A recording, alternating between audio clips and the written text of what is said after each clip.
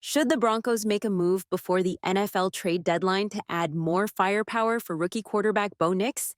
Or should they stick with what they have and let the young guys develop? Hi, Broncos country. What's up? Welcome back to the channel where we deeply discuss the Denver Broncos. If you're a diehard fan or just love keeping up with the latest NFL news, hit the subscribe button, turn on notifications so you never miss out on the latest Broncos news. Today, we're talking about something that's got the entire fan base buzzing. Before the NFL trade deadline, what should Broncos do to add more firepower for rookie quarterback Bo Nix?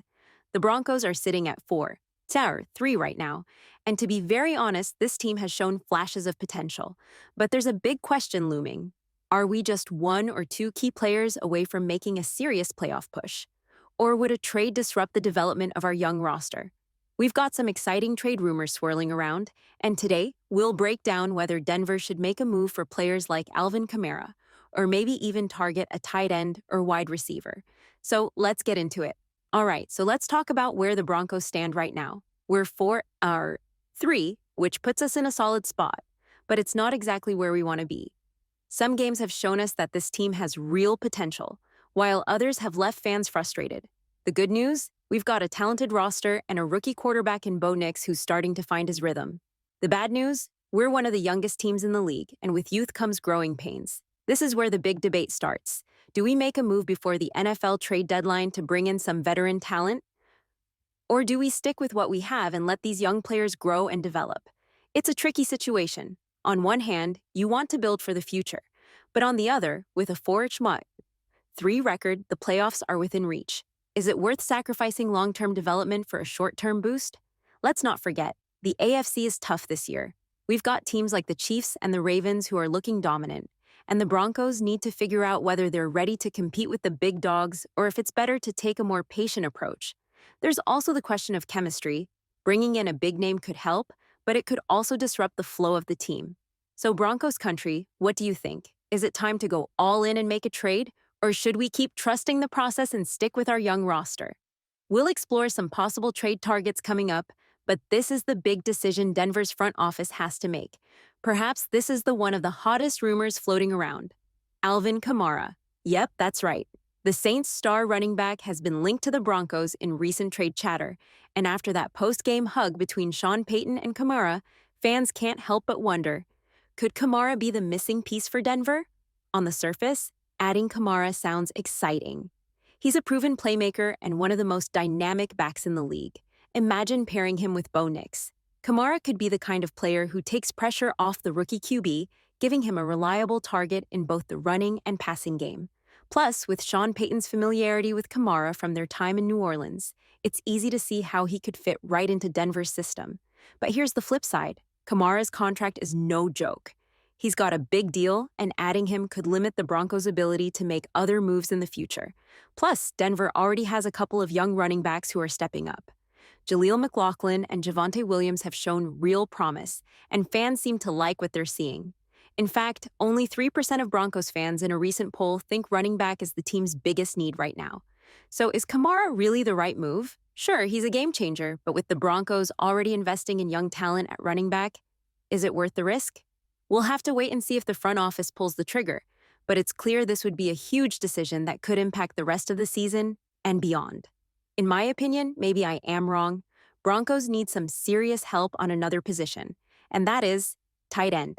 If you're following the conversations online, you've probably noticed that a whopping 78% of fans think tight end should be the team's top priority before the trade deadline.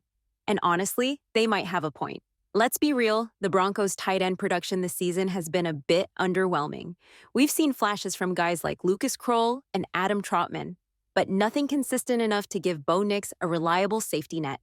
And in today's NFL, having a solid tight end can make a huge difference, especially for a young quarterback. Just look at what Travis Kelce does for Patrick Mahomes in Kansas City. It's a game changer. So who's out there? Two big names keep coming up.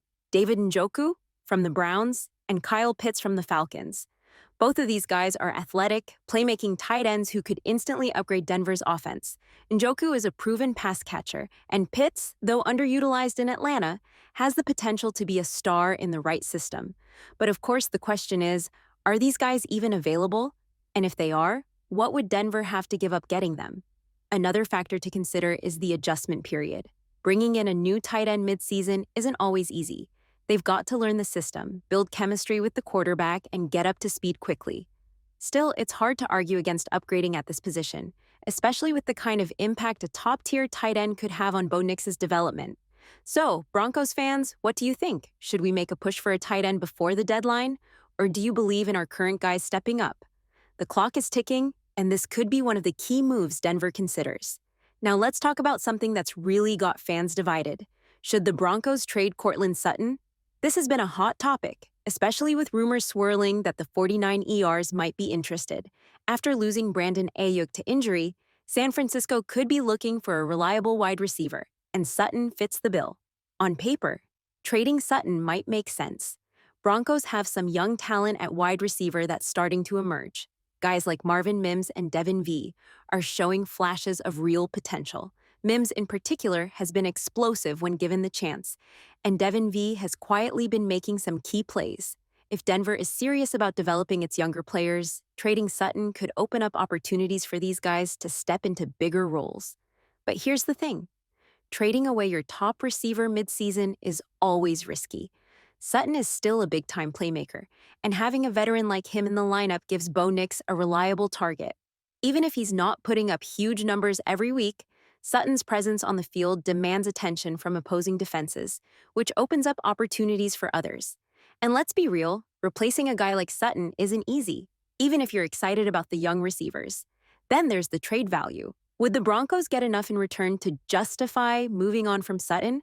If the 49 ERs are willing to part with significant draft capital or a high-value player, it could be worth considering. But if the offer doesn't blow the Broncos away, it's hard to justify letting go of a key piece of the offense in the middle of the season.